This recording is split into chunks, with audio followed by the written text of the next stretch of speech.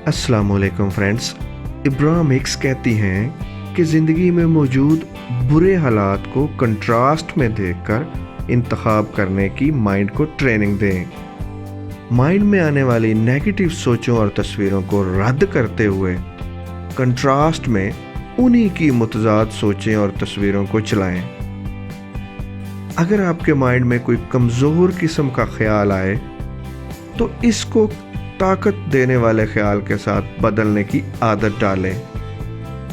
For example, जब आपको ख्याल आए कि कुछ बुरा होने वाला है तो माइंड को सब अच्छा है कि वाज़ेह तस्वीरें दिखाएं और अपने आप से कहें कि मैं उस किस्म के हालात को नहीं, मैं इस किस्म के हालात को तरजीह देता हूँ। I prefer this.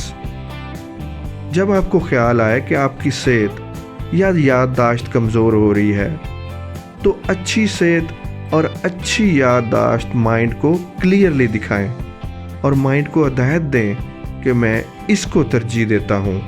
I prefer this.